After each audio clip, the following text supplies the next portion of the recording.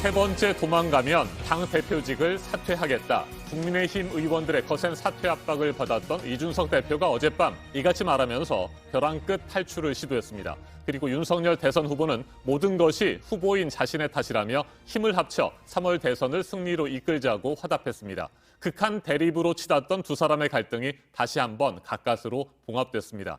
하지만 아직까지 완전히 해결되지 않은 윤석열 후보의 측근 문제와 국회의원 재보궐선거 공천권 등은 언제든 또다시 터질 수 있는 뇌관이라는 분석도 나옵니다.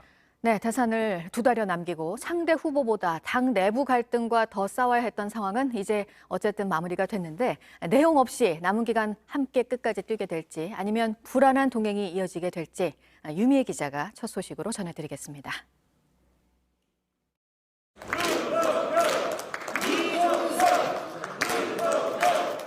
윤석열 후보와 이준석 대표가 서로 끌어안습니다. 이 대표가 지난달 21일 선대위에서 사퇴한 지 16일 만입니다. 윤 후보는 어제 저녁 8시쯤 이 대표의 사퇴 요구가 빗발치던 의원총회장을 찾았습니다. 이 자리에서 윤 후보는 우리가 뽑은 대표라며 대선 승리를 위해 다 잊고 힘을 합치자고 호소했고 이 대표도 사과하며 화답했습니다. 피는 물보다 진하다고 하지 않습니까? 저희는 피 같은 당원입니다. 명령을 똑같이 받들어서 분골쇄신 열심히 하겠습니다. 실망스러운 모습을 지금까지 보인 것에 대해서는 제가 사과드리고 앞으로 나아가서 선거 승리로 보답할 수 있도록 하겠습니다. 의원들의 박수가 쏟아졌습니다. 이 대표는 비공개 의총에서 세 번째 도망가면 당대표를 사퇴하겠다고 언급한 것으로 전해집니다. 의총에서 이 대표는 윤 후보의 평택 일정을 자신의 차로 모시겠다고 하자 윤 후보는 곧바로 일어나 엄지손가락을 치켜세우기도 했습니다. 이후 두 사람은 평택 화재 현장에서 순직한 소방관 빈소로 함께 이동했습니다. 다만 그동안 쌓여온 양측의 불신의 골이 깊어 또다시 충돌할 가능성은 배제할 수 없습니다. 윤 후보 측 핵심 관계자를 일컫는 윤핵관 논란이 완전히 해소되지 않았습니다. 특히 3월 국회의원 재보궐선거와 6월 지방선거에서의 공천권이 갈등의 뇌관이 될 수 있습니다. JTBC 유미입니다. 이재명 더불어민주당 대선 후보는 문재인 정부와의 거리 두기를 한층 더 가속화하고 있습니다. 어제도 정부 정책과 민주당을 여러 차례 비판했고 집권 여당 후보로서 죄송하다는 말도 했습니다. 박정희 전 대통령의 산업화 성과는 다시 강조했습니다. 하예빈 기자입니다. 차기 정부 역할을 논의하는 토론회에 참석한 이재명 후보. 문재인 정부의 부동산 정책은 아쉬움이 크다고 비판했습니다. 부동산 가격 폭등과 투기 등으로 국민의 삶이 어려워졌다면서 고개를 숙였습니다. 고위 공직자들의 일탈 행위가 스스로 정책 신뢰를 훼손시켰습니다. 대통령 후보로서 책임을 통감합니다. 다시 한번 죄송하다는 말씀을 드립니다. 민주당에 대해서도 비판적인 취지로 발언을 이어갔습니다.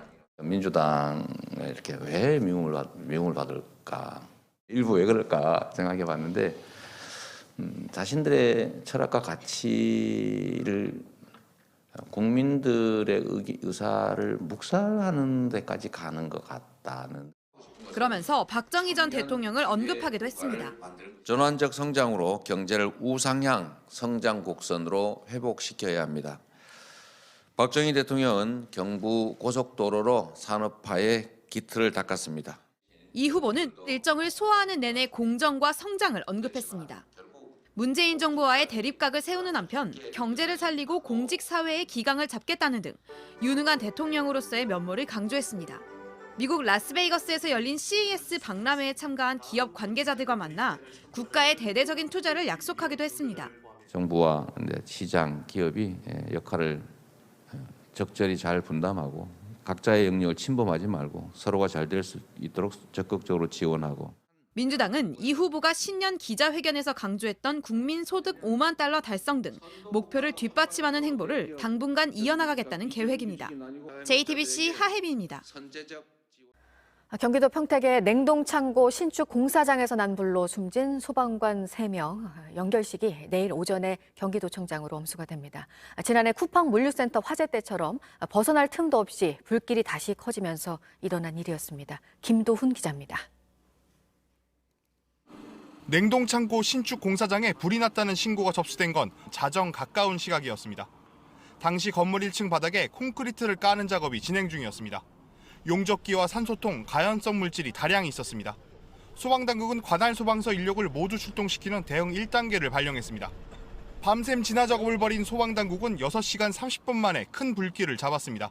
인명피해는 없었고 소방당국은 대응 단계를 해제했습니다. 오전 9시쯤 건물에 남은 사람이 없는지 살피기 위해 119 구조대원 5명이 건물 2층으로 들어갔습니다. 그런데 갑자기 불길이 다시 크게 번지기 시작했습니다. 다 진압이 됐나 보다고. 그러다가 이제 배란간에 연기가 아주 엄청나게 올라가더라고. 연기와 불길은 삽시간에 1층을 가득 채우고 구조대원들이 있는 2층으로 솟구쳤습니다. 서둘러 빠져나오라는 지시가 내려갔지만 대답이 없었습니다. 연락이 끊긴 대원들을 찾기 위해 곧바로 수색팀이 투입됐습니다. 15분 만에 연락이 끊긴 구조대원 2명이 탈출했지만 다른 소방관 3명은 찾지 못했습니다. 필사적인 수색 끝에 낮 12시 40분쯤 소방관 3명을 차례로 찾았습니다. 연락이 끊긴 지 3시간 30분 만에 소방관 3명은 불이 난 건물 2층에서 의식을 잃고 쓰러진 채 발견됐습니다. 급히 병원으로 옮겼지만 3명 모두 숨졌습니다. 숨진 소방관 3명은 같은 경기 송탄소방서 119 구조대 소속입니다. 소방당국은 불길과 연기가 순식간에 커지면서 미처 빠져나오지 못하고 고립됐다 사고를 당한 것으로 보고 있습니다. JTBC 김도훈입니다. 카자흐스탄에서의 반정부 시위로 사망자가 늘고 있습니다. 카자흐스탄이 세계 1위 우라늄 생산 국가라서 세계 원자재 시장도 들썩이고 있습니다. 이수진 기자입니다. 시위대가 경찰관에게 달려들고 경찰차를 불태워버립니다. 무장한 경찰은 시위대를 향해 최루탄을 던집니다. бұл жерде бейбіт шеру өтіп жатыр. 30 жыл жиналған пружина бүгін жазылды. түнде міне атылдық бәріміз де. 연료 가격 폭등에 대한 반감으로 시작된 시위는 오랜 경제난과 장기 독재에 대한 불만이 더해지며 전국적으로 확산됐습니다. 시위대 수십 명이 사망한 것으로 전해진 가운데 시위를 진압하던 보안 요원 18명도 숨졌습니다. 카자흐스탄 정부는 무기를 내려놓길 거부하는 자들은 사살될 것이라고 밝혔는데 때문에 앞으로 사상자가 더 늘어날 수 있다는 전망이 나옵니다. 시위대가 대통령 관저에 불을 지르는 걸 넘어 공항까지 점거하면서 아시아나 항공을 타고 현지에 도착한 우리 국민 37명도 한때 발이 묶였습니다. 탑승객들은 공항에서 밤을 꼬박 새워야 했고 다음 날 낮에 시위대가 해산하면서 집과 호텔로 이동할 수 있었습니다. 귀국을 원하는 승객들은 공항이 정상화할 경우 이르면 오늘 한국으로 출발할 예정입니다. 외교부는 현재까지 우리 국민의 피해가 접수된 건 없는 걸로 파악하고 있습니다. 연료 가격 인상에 반대하는 반정부 시위가 오히려 우라늄 가격 상승을 부추기면서 세계 원자재 시장도 출렁이고 있습니다. 세계 1위 생산국인 카자흐스탄의 불확실성이 높아지면서 우라늄 가격은 8% 급등했습니다. JTBC 이수진입니다. 미국 의회에서 폭동 사태가 있고 1주년을 맞아서 바이든 대통령이 트럼프 전 대통령에 대해 강한 어조로 비난을 했습니다. 나라와 민주주의를 지키겠다고 했습니다. 홍희정 특파원입니다. 폭도들이 의사당 난입을 시도합니다. 경찰이 가로막아 보지만 소용없습니다. 의사당 안은 금세 아수라장이 됐습니다. 의원실 바닥에는 서류 더미와 온갖 잡동사니가 나뒹굴었고 미처 대피하지 못한 의원들은 회의장 한쪽에 몸을 숨기고 숨을 죽였습니다. 미 의회 폭동 사태 1년을 맞아 조 바이든 대통령이 의사당을 찾았습니다. I will stand in this breach. I will defend this nation. And I will allow no one to place a dagger at the throat of democracy. 트럼프란 이름 대신 전직 대통령이라는 표현을 쓰며 폭도들의 모든 상황을 그저 지켜보기만 한 그를 강력히 비판했습니다. We didn't see a former president who had just rallied the mob to attack, sitting in the private dining room off the Oval Office in the White House, watching it all on television.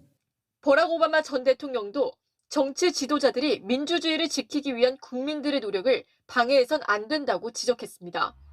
트럼프 전 대통령은 성명을 내고 즉각 반박했습니다. 바이든 대통령의 의회 연설은 자신의 실책으로부터 국민들의 시선을 돌리기 위한 정치극이라고 주장했습니다. 이런 가운데 1년 전 의회에 난입한 사람들 가운데 지금까지 725명이 기소됐고 약 150명은 경찰 공격과 업무 방해 등의 혐의가 유죄로 인정됐습니다. 로스앤젤레스에서 JTBC 홍희정입니다.